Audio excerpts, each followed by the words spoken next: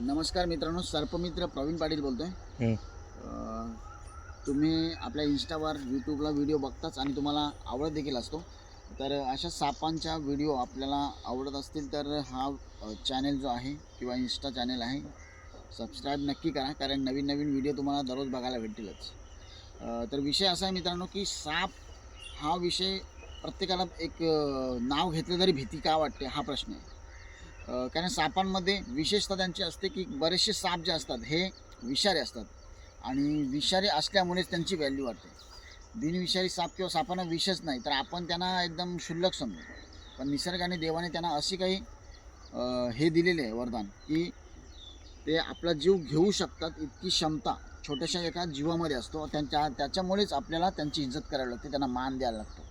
कारण कारण तो साप चावला तर आपला मृत्यू देखील होऊ शकतो. तर साप पकडणे आता सोपं झालं, पण साप सोडायचं कुठे हा मुख्य प्रश्न आहे. कारण भिवंडी ठाण्यामध्ये आता इतकं डेव्हलपमेंट चालू आहे की जंगलचे जंगल नष्ट होतात, त्यांना राहायला जागा नाही, आज पलायला जागा नाही आणि शेवटी ते येतात आपल्या घरापर्यंत आणि घराजवळ आल्यानंतर आपल्याला एकच पर्याय असतो, तो म्हणजे त्यांना मारणे.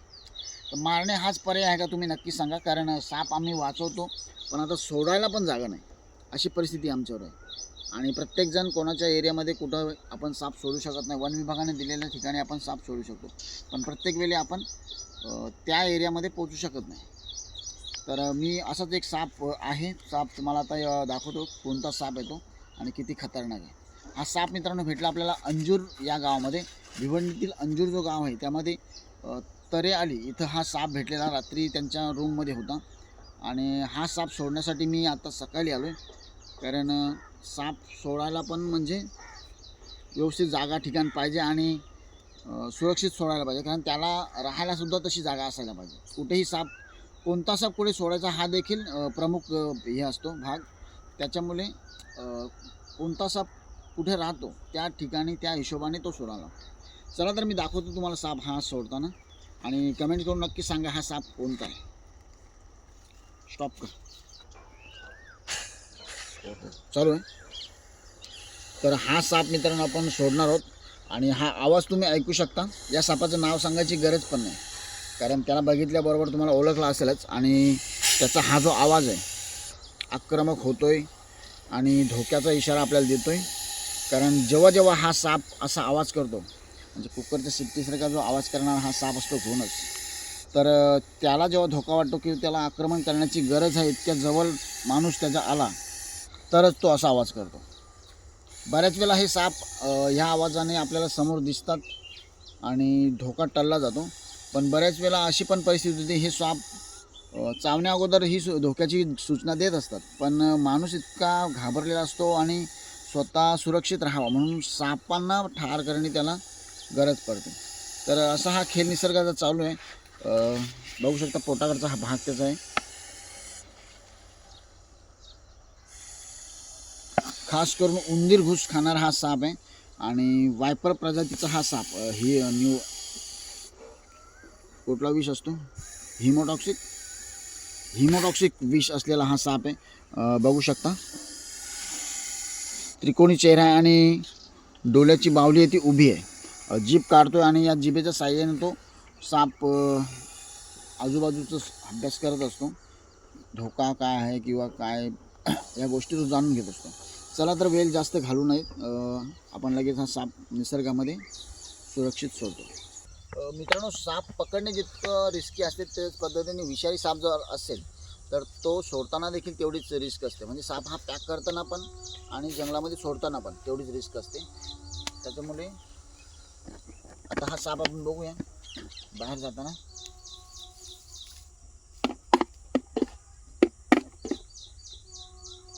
साप बाहेर आला बघा.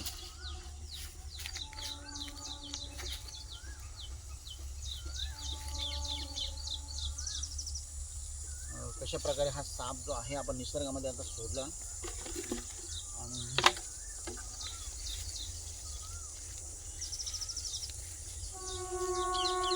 पडण्याच्या प्रयत्नामध्ये त्याला एक बिल भेटलंय आणि तो जबरदस्तीने त्याचा जाण्याचा प्रयत्न करतो, पण परत रिटर्न आला. एकदम जवळ नको अटॅक करतो.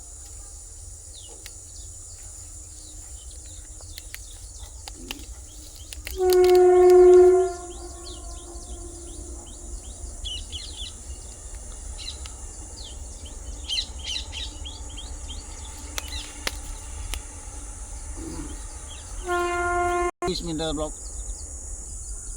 नमस्कार. सर्पमित्र हे नाव सहज भेटत नाही, खूप मेहनत आहे. आणि एकच साप पकडायचा असेल तर म्हणजे किती वेळ त्याच्यासाठी द्यावा लागतो हे तुम्हाला मी आज सांगतो. आपण कामावर असतो किंवा कुठे असतो, घरी असतो किंवा कुठल्याही परिस्थितीमध्ये असतो, जेव्हा सापाचा कॉल येतो तेव्हा आपल्याला सगळे सोडून जावं लागतं. त्याच्यानंतर आपला कामधंदा हा मॅनेज करायला लागतो. आणि दुसरी गोष्ट, साप कुठे असेल, कसा असेल, तिथं काय करायला लागेल काही सांगता येत नाही. साप पकडल्यानंतर देखील तो सोडायला खूप म्हणजे आता जागाच नाही राहिली अशी परिस्थिती. वन विभागाकडून सुद्धा ठराविक जागा आहे, त्या ठिकाणी आपण रेग्युलर नाही जाऊ शकत. आणि साप सोडताना पकडताना खूप मोठ्या रिस्क आहेत. आणि दुसरी गोष्ट काय तर आपला हेल्थ इन्शुरन्स किंवा ह्या ज्या काही गोष्टी आहेत त्या, कारण साप हा विषय खूप कठीण आहे आणि जीवावर बेतणारा विषय आहे. त्याच्याबद्दल या क्षेत्रामध्ये खूपच कमी लोक आहेत आणि सहजासहजी याच्यामध्ये कोणी उतरत नाही. आणि जे उतरतात त्यांची परिस्थिती लई खतरनाक आहे. म्हणजे त्यांच्याकडे साप पकडायला जायला गाडीमध्ये पेट्रोल आहे की नाही हा देखील प्रश्न असतो साप सोडायला जाण्यासाठी देखील.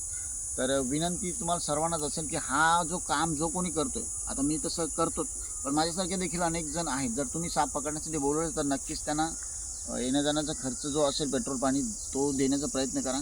बरेच सर्पमित्र आपण आहोत की साप पकडण्याचे पैसे नाही घेत, पण शेवटी जो वेळ आपला असतो तो खूप महत्त्वाचा असतो. आत्ताच्या काळात आपल्याला कामधंदा नसेल तेव्हा आपण फ्रीज असतो, पण आत्ता कामावरून वेळ देणे किंवा साप वाचावा म्हणून जी धावपळ असते त्याच्यामध्ये खूप हे करायला लागतो सर्पमित्रांना. आणि त्याची किंमत समोरच्यांनी समजून द्यायलाच पाहिजे खुशीने. आणि जर कोणी सर्पमित्र एवढेच पाहिजे असा विषय नाही, पण शेवटी कसं आहे, प्रत्येकाचा वेळ आहे आणि प्रत्येकाच्यामध्ये ती कला आहे. आणि त्या कलेला जर चुकी झाली तर माफी नाही, असं आहे. आणि म्हणून सर्वांना विनंती आहे की तुम्ही सर्पमित्रांना जेव्हा पण बोलाल, कारण निसर्गामध्ये सापांचं महत्त्व तर आहेतच. आपल्याला धोका म्हणून त्यांना मारतो ही गोष्ट वेगळी, पण ते वाचले पाहिजे यासाठी आपण सर्पमित्रांना जेव्हा बोलवतो तेव्हा नक्कीच त्यांना मानधन द्या, कारण ही काळाची गरज आहे. आणि प्रत्येक सर्पमित्राला जो काम करत असेल त्याला दिवसातून 2-3 कॉल असतात, सगळीकडे जाणे, तेवढा वेळ, ह्या गोष्टी मग त्याला ते मायनसमध्ये घेऊन जाते किंवा त्याच्या अंगावर येते, मग पुढे त्याला काम करण्याची इच्छा होते नाही. तर सर्पमित्रांना ॲक्टिव्ह ठेवण्यासाठी किंवा खुश ठेवण्यासाठी जर मानधन मिळालं प्रत्येकाकडून, ज्यांनी काही बोलवलं किंवा सोसायटी असेल, तर ही म्हणजे त्यांना प्रेरणादायी गोष्ट असेल. आणि जेणेकरून त्यांना हे काम करताना मजा तर येतोच, पण जर पैसे काही भेटत असतील तर त्यांचा देखील म्हणजे पुढे कॉलवर जाण्यासाठी किंवा नेक्स्ट टाईम त्यांना आनंद असतो. चला तर भेटू मग परत एकदा अशाच व्हिडिओमध्ये. धन्यवाद.